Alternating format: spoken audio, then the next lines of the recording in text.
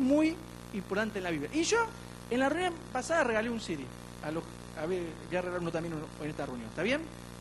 A ver, hice una pregunta que no voy a ser la misma en esta reunión. La pregunta era, pero no va a ser, no es que tiene premio esta, ¿eh? La pregunta era, ¿cuál es la primera referencia en la Biblia al calzado? La primera. ¿Saben ustedes? ¿Leen la Biblia a veces claramente? ¿Se acuerdan de Moisés? Que en la otra reunión un montón. Bueno, y eso que la tarde es más difícil porque la gente está media dormida, pero bueno. Moisés, cuando dice Señor, quita el calzado. Bueno, ahora va la pregunta con premio.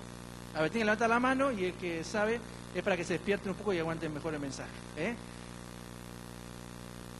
¿Qué referencia hay para el Señor Jesús en relación al calzado? ¿De parte de quién? ¿Qué le dice? Espera, un momento.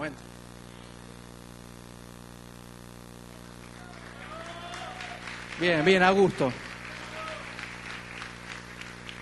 Ahí está. Está bien, Le hace referencia, no soy digno de... en la Biblia se habla mucho del calzado.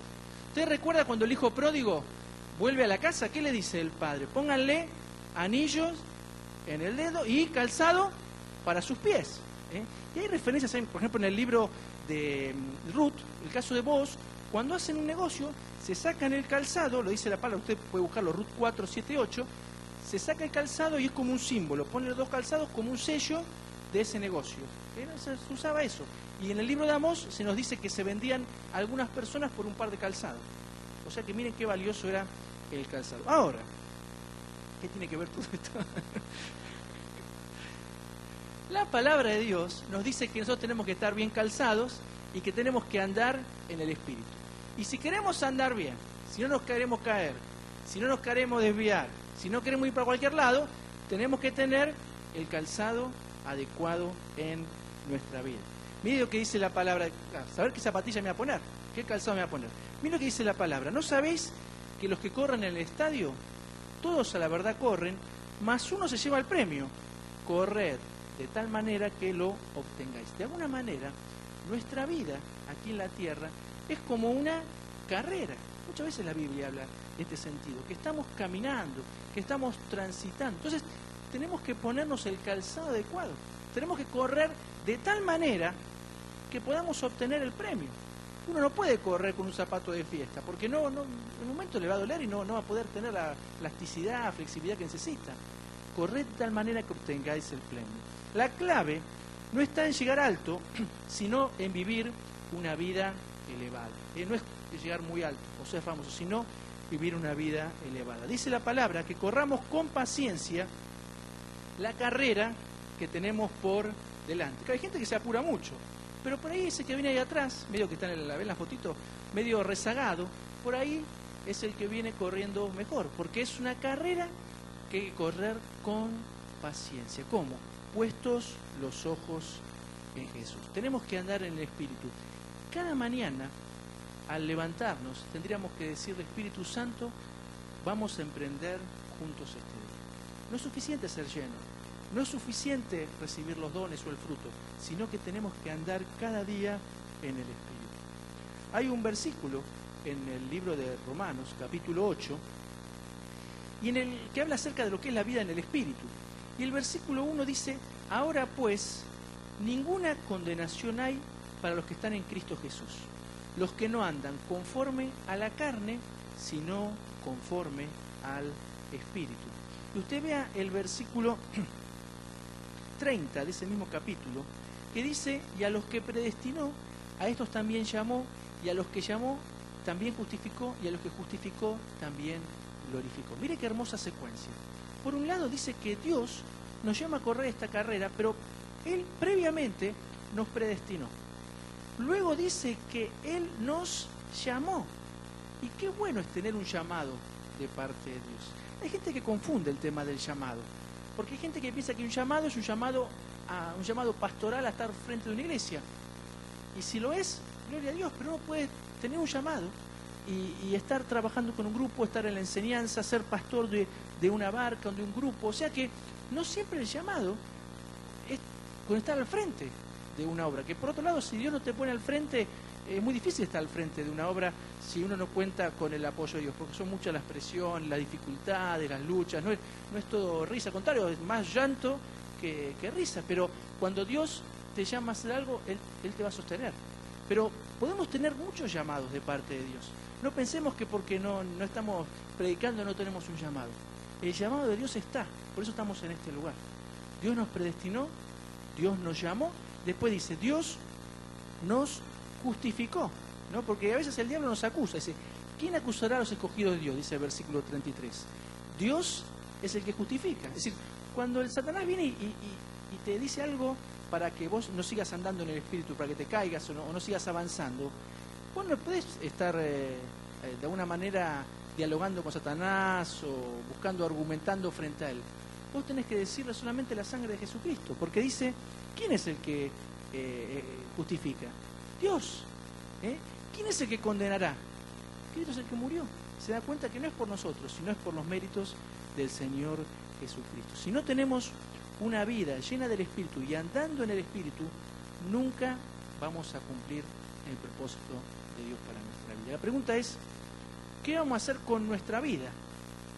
Nuestra única vida. ¿Usted sabe que tiene una sola vida acá en la tierra? Porque eso de la reencarnación, sabe que no va, sabía, ¿no? Espero, ¿no? Eso de que después se reencarna en una oveja, en una abeja, en una vaca. No sé, estaba pensando en el tema de reencarnación, algún animal lógico para que uno se reencarnara, pero son ninguno. La verdad que es horrible. O una planta, peor todavía, ¿no? Es decir, eso no existe. Es decir, tenemos una única vida acá en la tierra. ¿Y cómo vamos a vivirla? ¿Y cómo estamos hoy en esta carrera? ¿Estamos con el calzado bien puesto? ¿Estamos quizás caídos porque nos pasó algo? ¿Estamos quizás detenidos porque no estamos avanzando? ¿Nos encontramos quizás avanzando pero para cualquier lado y hemos perdido el rumbo?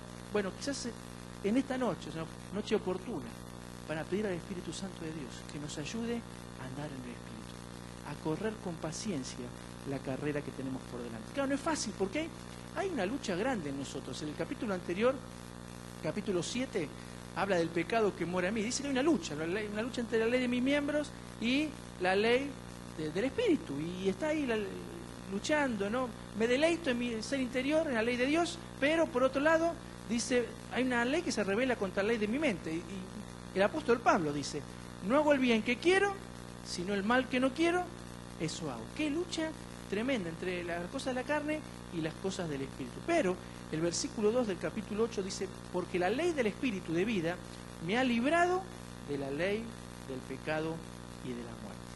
Algunos calzados que tengo que ponerme para poder andar en el Espíritu. En primer lugar, el calzado del quebrantamiento. Qué bueno que cada mañana, cuando nos levantamos, nos pongamos este calzado. Dice Romanos 8, capítulo 3, lo que era imposible para la ley, por cuanto era débil por la carne, Dios enviando a su Hijo en semejanza de carne de pecado y a causa del pecado, condenó al pecado en la carne. ¿Por qué tengo que saber esto? Tengo que saber que soy una persona débil. Tengo que conocer esto, tengo que conocerme.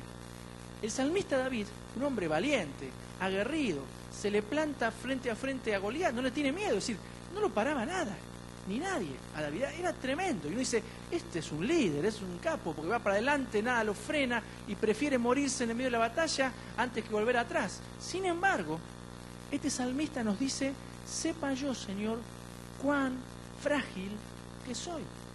Él reconoce que no es un superhombre, que no es un superhéroe, por más que haya matado al gigante, por más que todos lo aplaudan.